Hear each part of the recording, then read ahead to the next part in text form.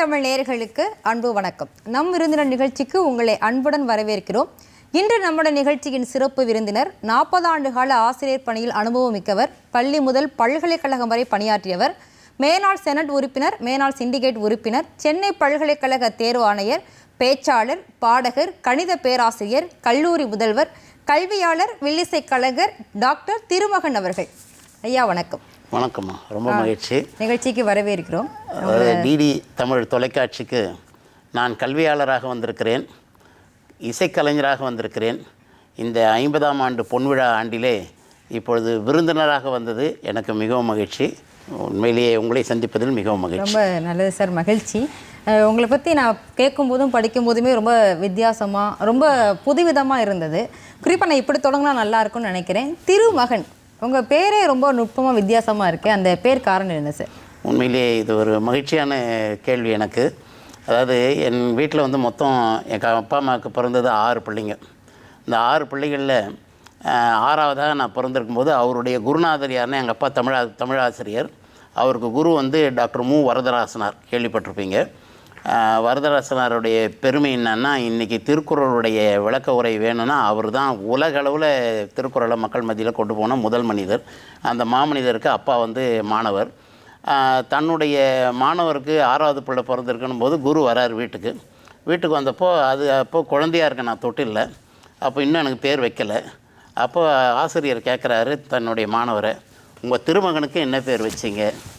இதுதான் அந்த காலத்து தமிழாசிரியர். சும்மா உங்கள் பையனுக்கு என்ன பேர் வச்சிங்கன்னு கேட்கல, உங்கள் திருமகனுக்கு என்ன பேர் வச்சிங்கன்னார். உடனே அப்பா என்ன சொன்னார், இன்னும் அவர் பேர் வைக்கலை, என் குருநாதர் சொன்ன திருமகன் தான் இன்னிலேருந்து அவன் பேர், அப்படி வந்தது தான் என்னுடைய பேர். ஆஹா, மூவாயா வச்ச திருமகன்கிற பேர் புதுசாக இருக்குது. ரொம்ப சந்தோஷம் உங்களை சந்தித்ததில் இந்த நிகழ்ச்சியில்.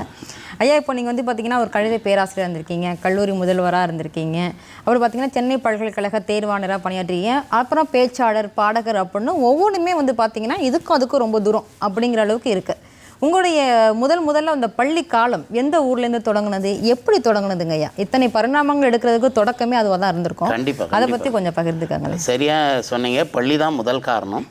ஒவ்வொரு மாணவருக்கும் பள்ளி எப்படி அமைதோ அவருடைய மொத்த வாழ்க்கையும் அப்படி அமையும்னே சொல்லலாம். நான் படித்த பள்ளி ஷெனாய் நகரில் திருவிக்கா மேல்நிலைப் பள்ளி. அந்த பள்ளி வந்து அந்த நாளில் வந்து அது எனக்கு கோவில் மாதிரி. இன்றைக்கி கூட நாங்கள் முன்னாள் மாணவர்கள்லாம் சேர்ந்து ஒரு சங்கம் ஆரம்பித்து அந்த பள்ளிக்கு பல பணிகளை செய்கிறோம். அந்த பள்ளி தான் முழுமையாக எங்களை உருவாக்கியது. நான் கணிதத்தில் ஆர்வம் வந்தது காரணம் பள்ளி தான் காரணம். ஆனால் எங்களுடைய குடும்பத்தில் அப்பாவும் அம்மாவும் ஆசிரியராக இருந்ததுனால எனக்கு அந்த படிப்பில் அதிகமாக நாட்டம் செலுத்திக்கிட்டே இருந்தாங்க. நான் வந்து கணக்கில் கொஞ்சம் வீக்குன்ற மாதிரி நினச்சாங்களே என்ன தெரியல, சரியான ஒரு கணித ஆசிரியர்கிட்ட என்னை கொண்டு போய் விட்டாங்க. அந்த மாதிரி என்னை வந்து சென்டம் வாங்குகிற அளவுக்கு என்னை கவனிச்சாங்க. அவங்க பேர் சாரதா மேனன். இன்றைக்கி சொல்கிறதுல ரொம்ப மகிழ்ச்சி அடைகிறேன்.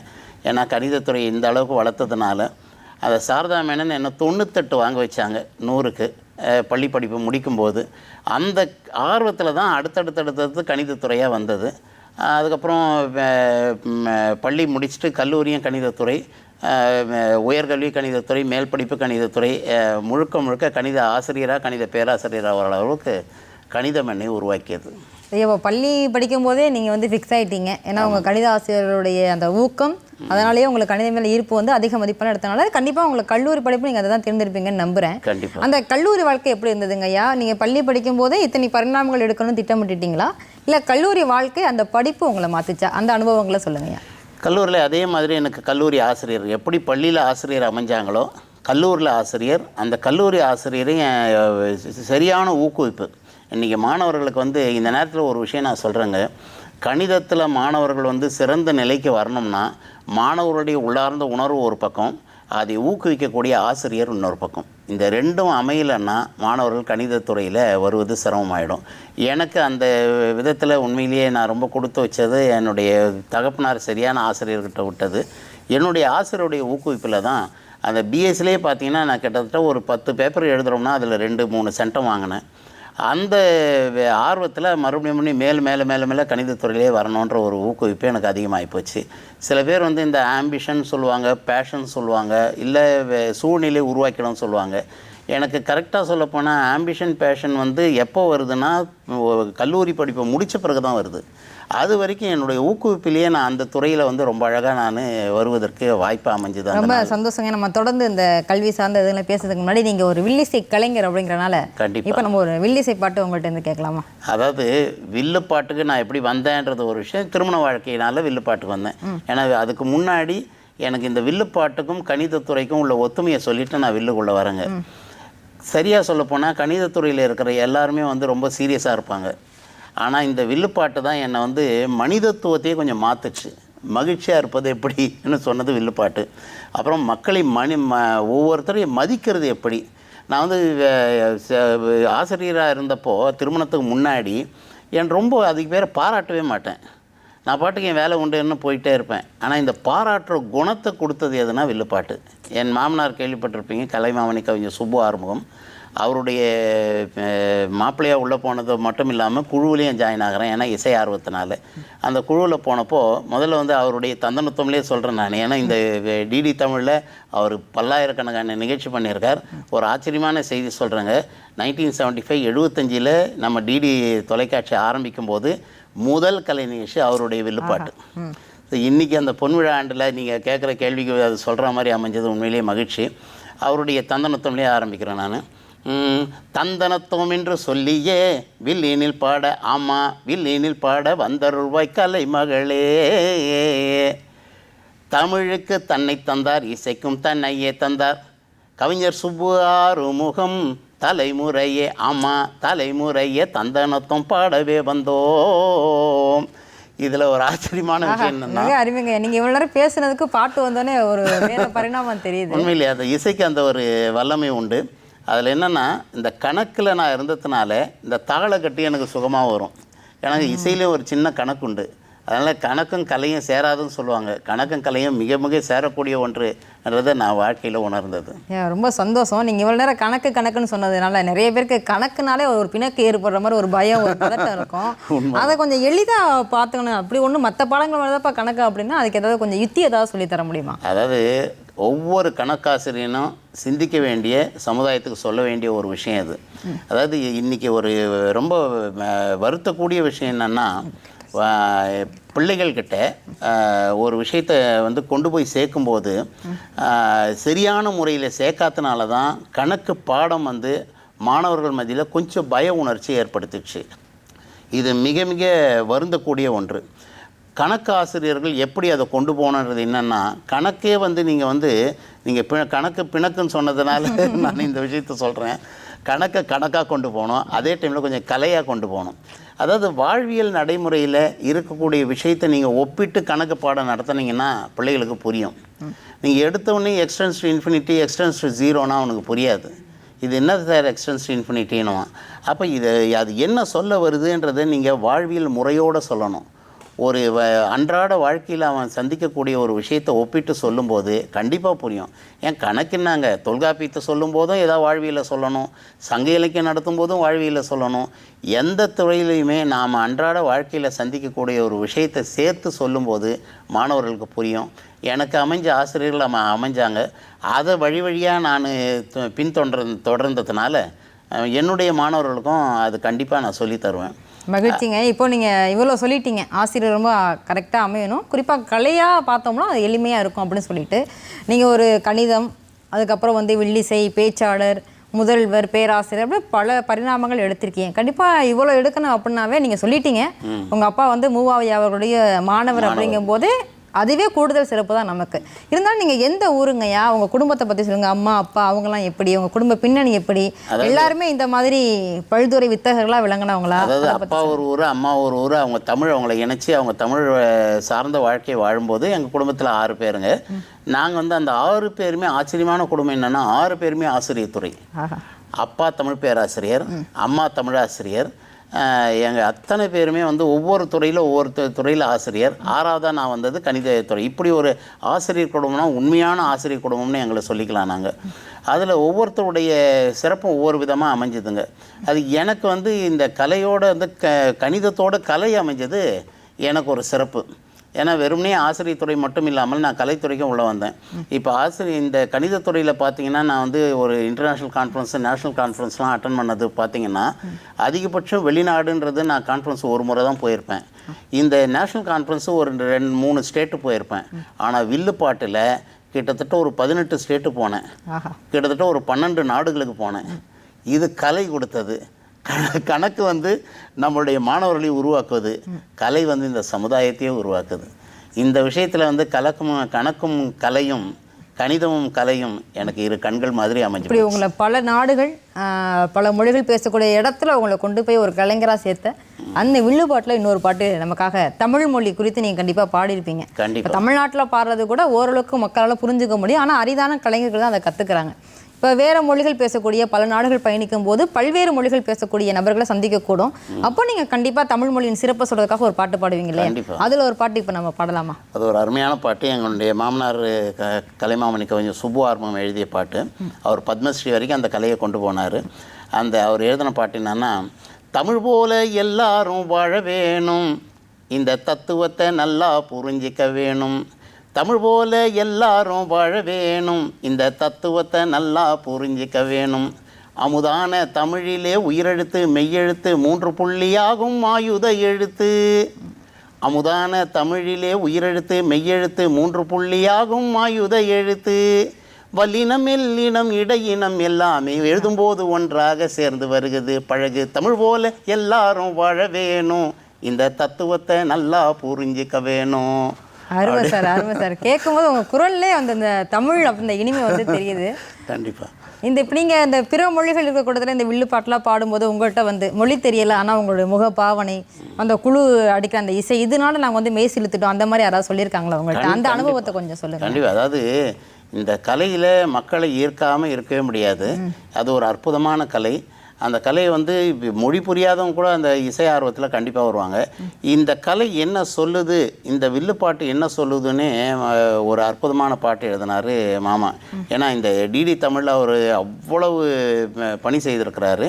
அதனால் இந்த தொலைக்காட்சி நிறுவனமே அவருக்கு அத்தனை கவிதையை கொடுத்ததுன்னு சொல்லலாம்.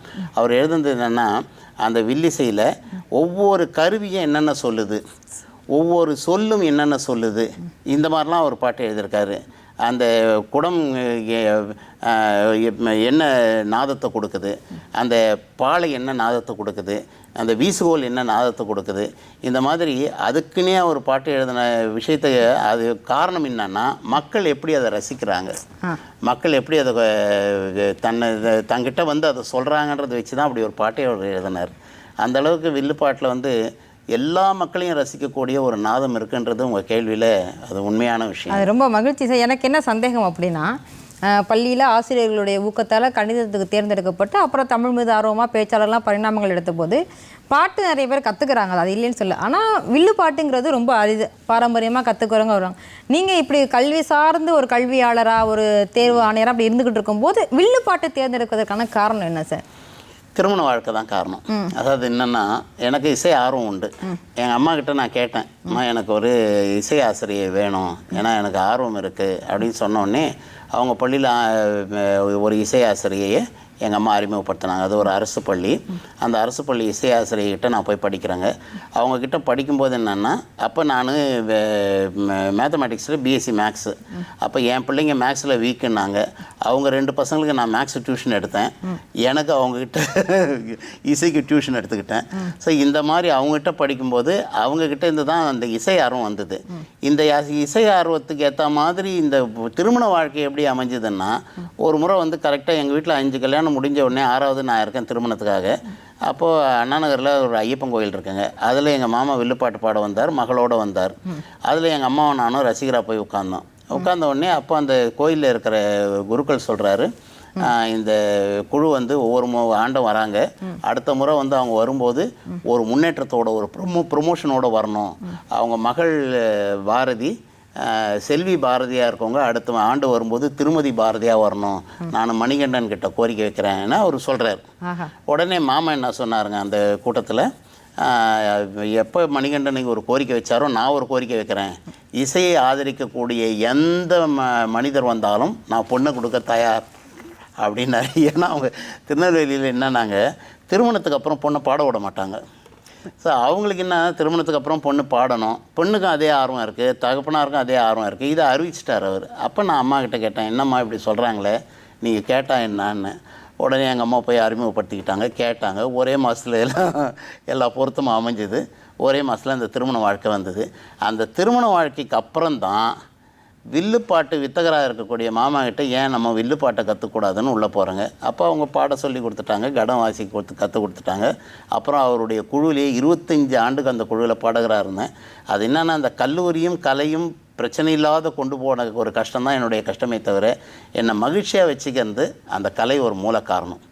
அப்போ அது மாதிரி தான் உள்ளே போகிறேன், வில்லுப்பாட்டுக்குள்ளே போகிறேன், கடம் வாசிக்க கற்றுக்கிட்டேன், பாட கற்றுக்கிட்டேன். இன்றைக்கி மகிழ்ச்சியாகவும் இருக்கிறான் அந்த கலை. இப்போ நீங்கள் வில்லுப்பாட்டில் எந்த ரோல் ப்ளே பண்ணுவீங்க? இப்போ தான் என் மனைவி வந்து இப்போ மாமா 96 ஆண்டு காலம் இருந்தார், 96 வயசில் இறந்தார். அதுக்கப்புறம் மகள் இப்போ பண்ணிகிட்டு இருக்காங்க, உலக நாடுகள் வரைக்கும் போகிறாங்க. மகள் வில்லிசை புலவராக இருக்காங்க. நான் வந்து பக்கத்தில் கடம் வாசிப்பேன். அந்த வில்லுப்பாட்டில் குடம்னு சொல்லுவாங்க, கவுத்தி போட்டால் கடம், நிமித்தி வச்சா குடம்.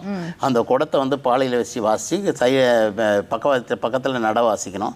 அதை வாசிக்கிட்டு பாடவும் செய்வோம்.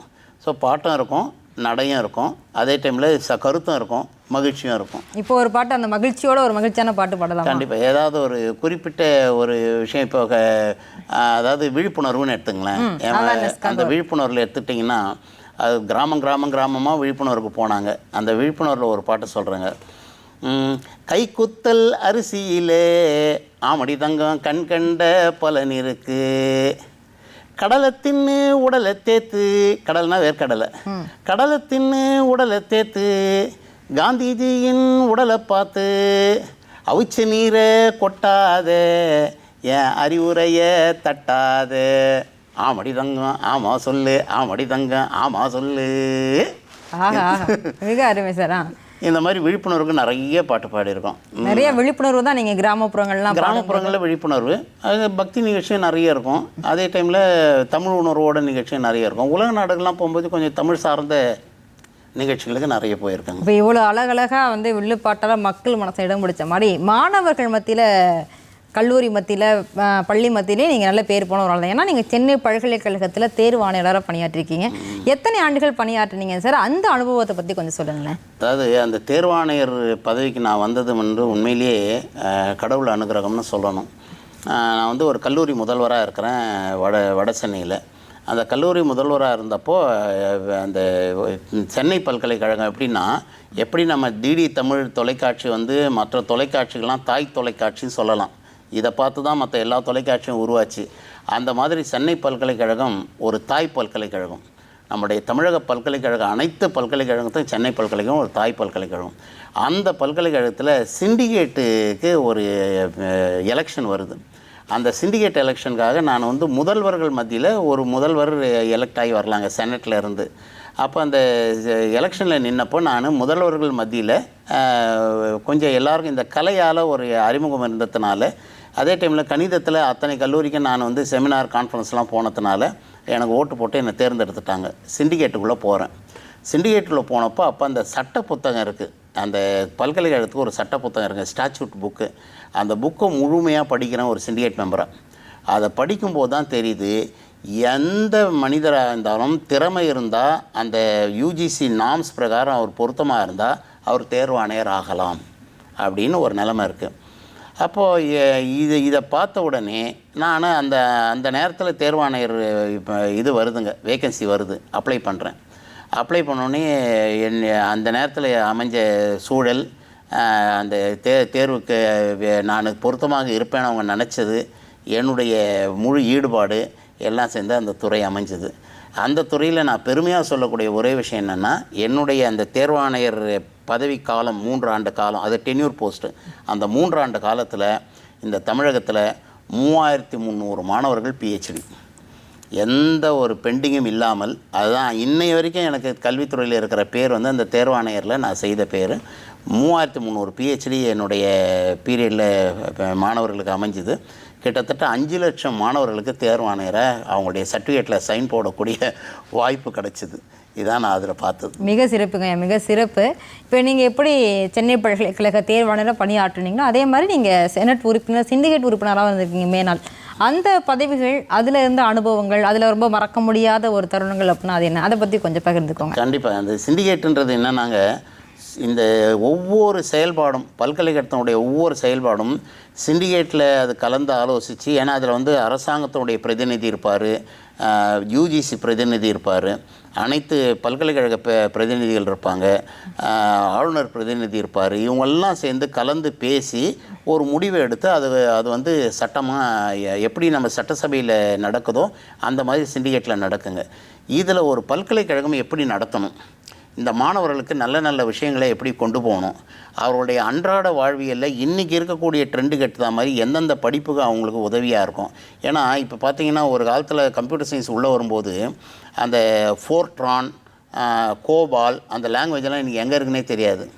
இன்னி இருக்க லாங்குவேஜெல்லாம் பைத்தான், C++ லெவலில் எக்ஸ்பீரியன்ஸாக எக்ஸ்ட்ரீம் ஏஐ இந்த அளவுக்கு போச்சு இல்லைங்களா. இந்த வளர்ச்சி இன்றைய காலகட்டத்துக்கு எது தேவைன்னு கலந்து ஆலோசிக்கக்கூடிய ஒரு சபை தான் அந்த சபை. அந்த சிண்டிகேட்டில் செயல்படுத்திட்டு அதுக்கப்புறம் ஒரு சுப்ரீம் பாடி செனட் இருக்குது. செனட்டில் ஓகே ஆன உடனே பிள்ளைகளுக்கு இம்ப்ளிமெண்டேஷன் வந்துடும். இதுதான் அதனுடைய நடைமுறை. இந்த நடைமுறையில் ஒரு மாணவருடைய சிறப்பு எங்கே ஆரம்பிக்குதுன்னா அது சிண்டிகேட்டில் தான் ஆரம்பிக்குது. அவனுடைய ஒவ்வொரு பயனும் அவன் எப்படி போய் சென்றடையணும், அவன் நாளைக்கு வாழ்க்கையில் எப்படி முன்னேறணும். இப்போ இந்த சென்னை பல்கலைக்கழகத்துக்கு கீழே ஒரு 5 லட்சம் மாணவர்கள் பயனடைகிறாங்கன்னா அந்த 5 லட்சம் மாணவர்களுக்கு எது தேவைன்னு உருவாக்கக்கூடிய ஒரு குழு தான் சிண்டிகேட்டு. அந்த குழுவை முடிவு பண்ண முடிவை செயல்படுத்தலாம்னு ஓகே பண்ணுற குழு தான் செனட்டு.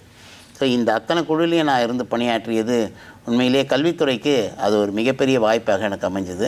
பல ஆலோசனை கொடுத்துருக்கேன் நான். நல்லதுங்க. ஒரு தெளிவான பார்வை வந்து பார்க்குற நேர்களுக்கு கிடச்சிருக்குன்னு நான் நம்புகிறேன். இப்போ இவ்வளோ பரபரப்பாக பேசியிருக்க போது ஒரு அழகான வில்லுப்பாட்டு நம்ம மக்களுக்காக பாடலாமா? கண்டிப்பாக. அதாவது பக்தி சார்பாக சில விஷயங்கள் சொல்கிறேங்க. எனக்காகவே என்னுடைய உணர்வுக்கு ஏற்ற மாதிரியே என்னுடைய மாமா சில பாடல்கள் எனக்கு எழுதி கொடுத்தாரு. அதாவது பொதுவாக இருக்கிற பாட்டை பாடுவதுன்றது ஒன்று, ஆனால் எனக்கு என் உணர்வுக்கு ஏற்ற மாதிரி சில பாட்டு கொடுப்பாரு.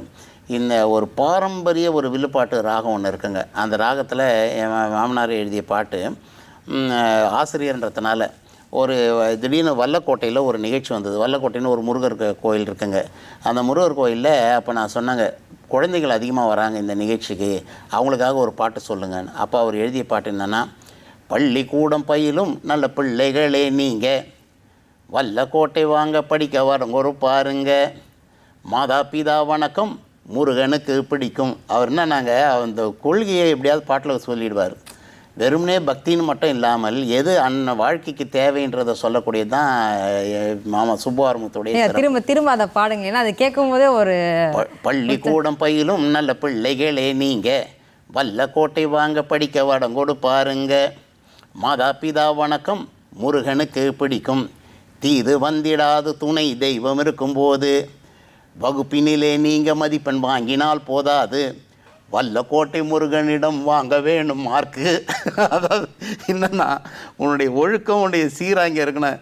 இந்த பாட்டை கேட்டுட்டு என் நண்பர் ஒன்று கேட்டார், அப்பா இப்படி பாடினீங்களே, சரி அவன் நல்ல மார்க் வாங்கிடுறான், அது முருகன்கிட்ட மெக்கட்ரானிக்ஸுக்கு சீட்டு கொடுப்பீங்களா, பிடெக்கு எம்டெக்கு சீட்டு கொடுப்பீங்களான்னு கேட்டார். அப்போ நான் சொன்னேன், இந்த மார்க் வாங்கிட்டா எல்லா விதமான ஒழுக்கமும் வந்துடும், அவன் எப்படி படிக்கணுன்ற உணர்வும் வந்துடும், அதே நேரத்தில் மார்க்கும் வந்துடும், அதைத்தான் மாமா எழுதியிருக்காருன்னு சொன்ன உடனே இப்படி பாட்டை வச்சுட்டு நாங்கள் நண்பர்கள்லாம் இன்றைக்கி என் கூட இந்த இலக்கியத்துறையில் இருந்த நண்பர்கள்லாம் இன்றைக்கி எல்லாம் பெரிய பெரிய பெரிய பதவியில் இருக்காங்க.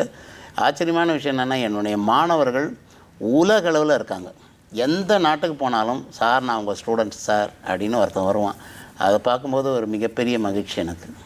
ரொம்ப சந்தோஷங்கய்யா. ரொம்ப நிறைய பாடல்கள், தமிழுக்கு தனியாக, மாணவர்களுக்கு தனியாக, பக்திக்கு அப்படின்னு மக்களுக்கு விழிப்புணர்வும் சரி அப்படின்னு வில்லிசை கலைஞராக நிறைய பாடல்கள் இப்போ பாடும்போதே ஒரு மாதிரி மெய் சிலிர்த்தது. இதை தாண்டி ஒரு 40 ஆண்டு காலம் ஆசிரியர் பணியில் இருந்திருக்கீங்க அப்படிங்கும்போது அதை விட ஒரு அரைப்பணி வேறு எதுவுமே கிடையாது. இவ்வளோ நேரம் கலந்துக்கிட்டு உங்களுடைய அனுபவங்களை ரொம்ப தெளிவாக நிதானமாக இன்றைய சூழலுக்கு ஏற்ற மாதிரி எடுத்துரைத்தமைக்காக மிக்க நன்றிங்க. மிக்க நன்றி, மிக்க மகிழ்ச்சி.